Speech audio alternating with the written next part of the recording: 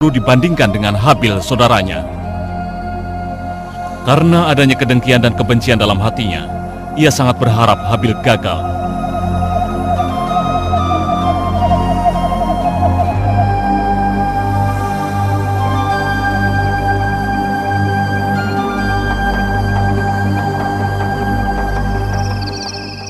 Akhirnya kau kembali juga. Ayah begitu mengkhawatirkanmu. Kupikir ini perburuan pertama dan terakhirku. Kalian tidak perlu khawatir. Sudah begitu lama kau di hutan, tapi kau malah kembali dengan tangan hampa. Aku hampir saja kehilangan nyawaku di sana. Aku diserang oleh rusa. Kupikir kau berkelahi dengan singa, dengan tangan kosong. Qabil, sudahlah. Apa ayah marah padaku? Tenanglah, dia tidak akan marah pada anak emasnya. Dia hanya akan marah jika aku yang melakukan hal seperti itu. Apa maksudmu? Kenapa ayah harus marah padamu dan tidak padaku? Memangnya kenapa? Karena kau adalah anak sayangannya, anak baik, begitu kan? Kamu tidak pernah berbuat salah. Kamu ini adalah buah hatinya. Qabil saudaraku, itu tidak benar, Qabil. Ayah mencintai kita berdua. Dia akan sedih mendengar hal itu. Aku juga mencintainya. Tapi seperti biasanya, kau akan mendapatkan apa yang kau inginkan. Kau pikir aku tidak lihat? Beda sekali ayah memperlakukanmu. Aku tidak percaya kau berkata seperti ini. Apa maksudmu membeda-bedakan? Dia memperlakukan kita benar-benar sama. 2 hari yang lalu, aku memohon untuk berburu, tapi tidak diizinkan. Malah kau yang diizinkan. Jadi berhentilah berpura-pura, seolah kau tidak paham apa yang kukatakan. Tapi waktu itu sedang ada banjir besar. Semua persediaan makanan kita habis. Kita akan mati kelaparan jika tidak bekerja keras mengisi persediaan makanan. Itulah alasanku untuk pergi berburu. Aku hanya ingin membantu, tapi karena dia membenciku, dia tidak mengizinkanku. Itu tidak adil. Ayah mengkhawatirkanmu. Ia sayang padamu. Aku juga sayang padanya, tapi ia akan lebih memperhatikanku jika kau tidak merusaknya. Kau tidak serius dengan ucapanmu itu, kan?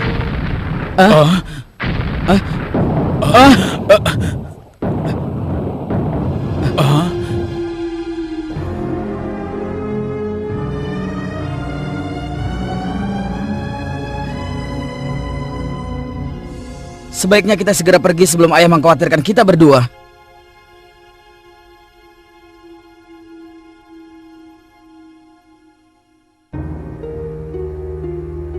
Nabi Adam adalah seorang ayah yang penuh kasih, yang mencintai kedua anaknya. Tetapi ia tahu bahwa dalam hati Qabil berkobar rasa iri yang dipicu oleh bisikan setan yang membuatnya menjadi jahat. Adam mencoba melunakkan hatinya dengan memberinya pekerjaan menanam gandum. Dengan harapan cara itu akan membuat pribadinya yang kasar menjadi lembut. Demikian pula untuk membantu Habil mempertahankan sifat sabarnya, Adam memberinya pekerjaan memelihara ternak.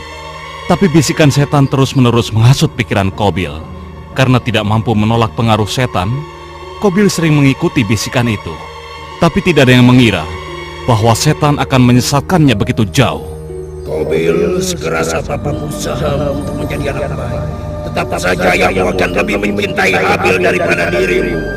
Kau harus melupakannya sebagai saudaramu, atau seluruh keluargamu akan memusuhimu.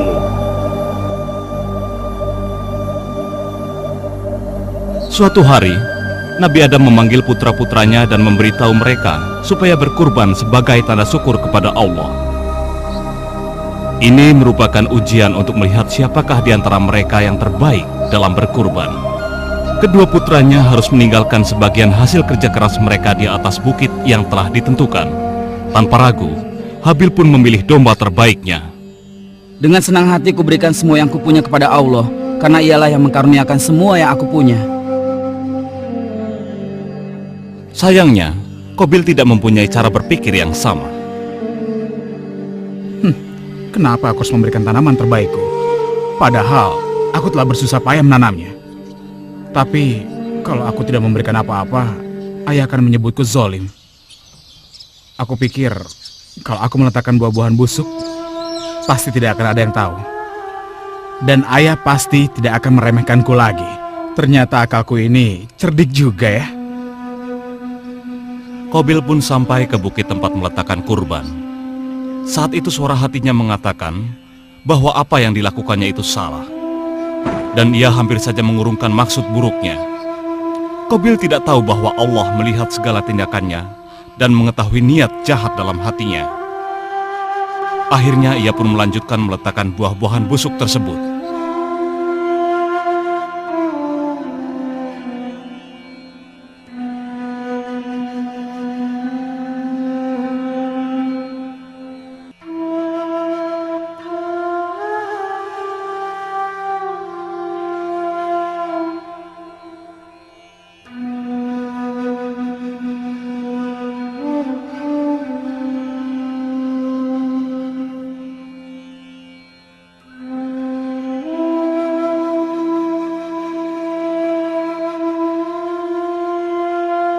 Ya Allah, terimalah kurbanku ini, maafkanlah kesalahanku, dan tunjukilah ibuku, ayahku, dan saudaraku ke jalan yang benar. Beberapa saat kemudian, Nabi Adam memberitahu anak-anaknya bahwa Allah telah menerima kurban Habil dan tidak menerima kurban Qabil. Akibatnya Qabil merasa bahwa ia telah diperlakukan tidak adil. Nabi Adam menjelaskan padanya bahwa tindakannya selalu dilihat oleh Allah yang Maha melihat dan Maha mendengar setiap gerakan yang kita lakukan. Tidak ada yang bisa kita rahasiakan darinya. Meskipun kecewa pada dirinya sendiri, perasaan bersalah Qabil segera digantikan oleh hasutan setan kepadanya. Lihat kan, Habil yang pilih lagi. Sekarang jika ada orang yang menyingkirkannya, siapa yang tahu? Kamu tahu kan bahwa kau bisa melakukannya diam-diam dan tidak akan ada yang menyalahkannya. Singkirkan dia, atau kau akan menyesal seumur hidupmu. Iya, aku akan melakukannya. Aku akan membunuh Habil.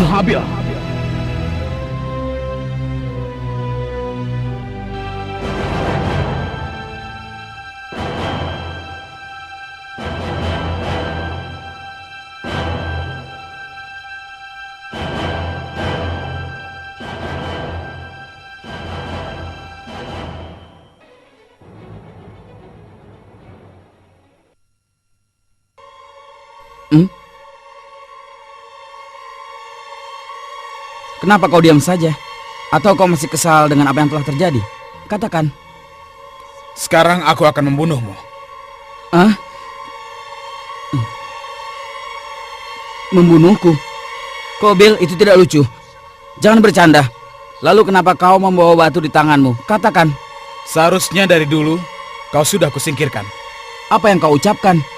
Kita ini putra Nabi yang agung. Kita bersaudara. Saudaraku, apa kau sudah lupa hal itu? Kalau kita besar bersama-sama, lalu kenapa kau tega ingin membunuhku? Saudara, kau bukan saudaraku. Kau adalah musuh terbesarku. Aku sudah muak karena kau memperlakukanku seperti orang bodoh. Aku tidak mengerti. Yang bisa aku lakukan hanyalah menjadi saudara terbaik. Meskipun kau melayangkan tanganmu untuk membunuhku, aku tidak akan pernah melakukan hal yang sama padamu.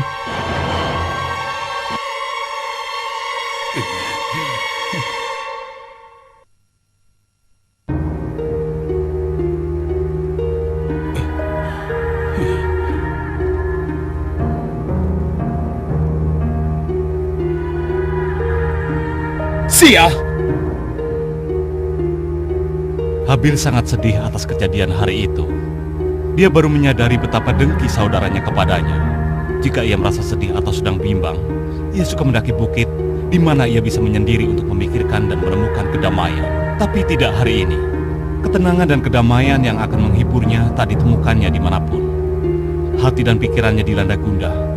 Dengan putus asa ia ingin bercerita kepada ayahnya tentang apa yang terjadi. Tapi ia tidak ingin ayahnya menjadi khawatir. Tidak, ini adalah masalah yang harus dipecahkannya sendiri. Ia berharap setelah beberapa hari Qabil akan tenang untuk kemudian dapat bersama-sama Qabil membasmi pikiran jahat yang melandanya.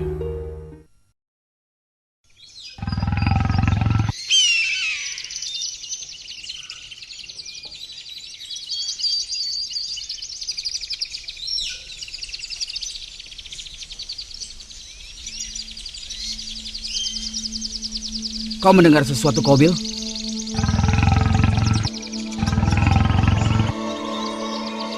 Aku yakin itu singa atau harimau pemangsa manusia.